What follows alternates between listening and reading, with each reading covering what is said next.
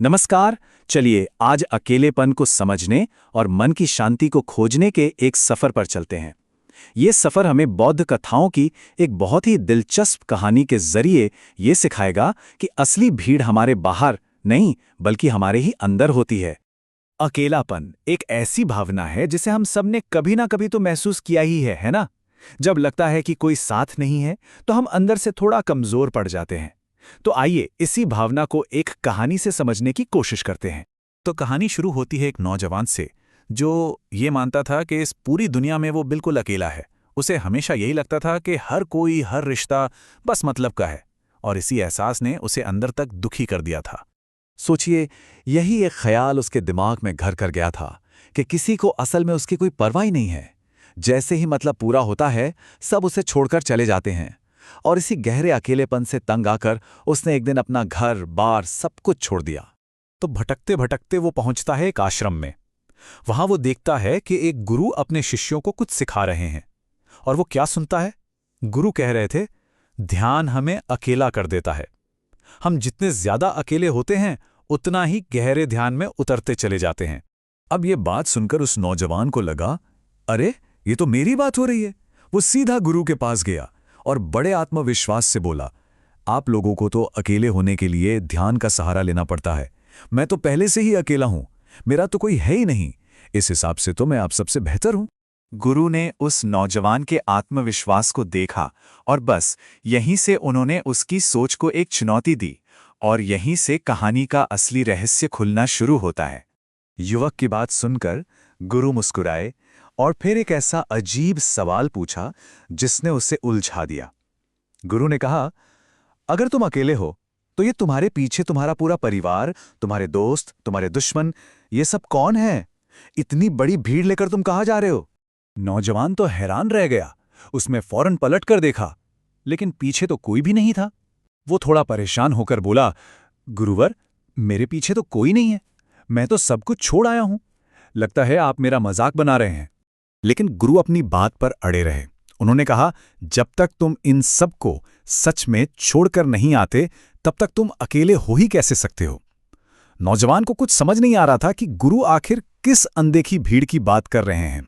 अब नौजवान ने गुरु का शिष्य बनने की इच्छा जताई तो गुरु ने एक शर्त रखी। उन्होंने कहा, तुम्हें 30 दिनों तक यहीं आश्रम में रहकर ध्यान का अभ्यास करना होगा। ये एक ऐसी चुनौती थी जो उसे बाहरी दुनिया से हटाकर उसकी भीतरी दुनिया से उसका सामना करवाने वाली थी। नौजवान शर्त मान गया और ध्यान करने बैठ गया। पर यह सफर इतना आसान कहाँ था। जो लोग ध्यान की शुरुआत करते हैं वो इस बात को अच्छी तरह समझते हैं। असल संघर्ष तो अब शुरू हुआ था। पहले तो उसे ठीक से बैठा ही नहीं जा रहा था। शरीर में बेचैनी थी। फिर जैसे तैसे बैठा तो नींद ने घेर लिया।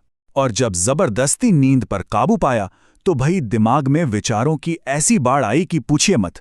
वो यादें भी ताजा हो गईं जिन्हें वो कब का भूल चुका था। रोज सुबह गुरु उसके पास आते और वही एक सवाल पूछते, आज कौन आया था, किससे बातें कर रहे थे? और हर बार नौजवान का एक ही जवाब होता कि यहां कोई नहीं है, वो तो बिल्कुल अकेला है।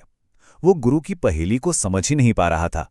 एक दिन गुरु का सब्र जवाब दे गया। वो एक डंडा लेकर आए और नौजवान पर हल्का सा प्रहार करते हुए बोले, मैंने कहा था मुझे ये भीड़ पसंद नहीं। चुपचाप बैठो, ध्यान लगाओ और मुझे बताओ कि तुम्हारे ध्यान में कौन आता है।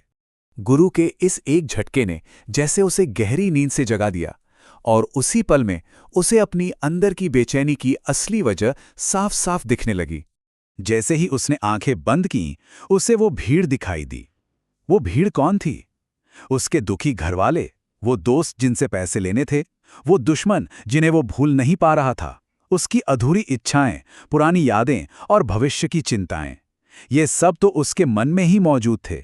पूरे 1 महीने के अभ्यास के बाद वो नौजवान पूरी तरह बदल चुका था। वो गुरु के पास गया और बोला, गुरुवर, आज मैंने उस भीड़ को सच में विदा कर दिया है। अब जाकर मैं सच में अकेला हुआ हूं। उसे ये एहसास हो गया था कि अकेलापन लोगों के न होने से नहीं बल्कि मन की भीड़ से होता है। अब देखिए, ये जो बात उस नौजवान ने सीखी कि असली शांति बाहर नहीं अंदर है, इसी बात को एक और छोटी सी कहानी बहुत खूबसूरती से समझाती है। ये कहानी एक अमीर सेठ की है। जिसके पास दुनिया की हर चीज थी, पर वो फिर भी अकेला था, क्योंकि उसे अपने गरीबी के दिन याद थे जब उसके पास कुछ नहीं था, पर वो खुश था। वो अमीर सेठ अपने बेटों को समझाता था, और ये बात बहुत गहरी है, कि दुनिया में सबसे बदनसीब इंसान वो है जिसके पास सब कुछ होते हुए भी वो खुद को अकेला महसूस करता है। असली बदनसीबी चीजों की कमी नहीं, बल्कि मन की शांति की कमी है।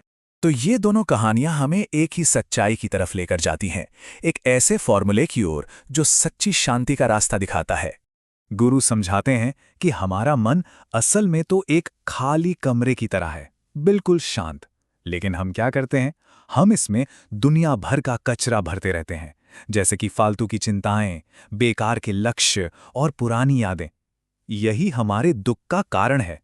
तो फिर रास्ता क्या है? शांति का सबसे बड़ा रहस्य है वर्तमान में जीना, पूरी तरह से इसी पल में, न बीते हुए कल की यादों में, न आने वाले कल की कल्पनाओं में, बस अभी में। तनाव या स्ट्रेस जानते हैं कब पैदा होता है? जब हमारा शरीर तो एक जगह होता है और मन कहीं और ही घूम रहा होता है। जैसे खाना खाते वक्त दिमाग ऑफिस में लगा हो।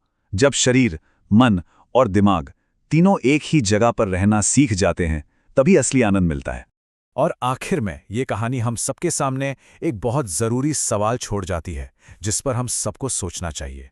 क्या इस वक्त हमारा मन और हमारा शरीर एक ही जगह पर हैं? क्योंकि सच्ची शांति का रास्ता इसी एक जवाब में छिपा है।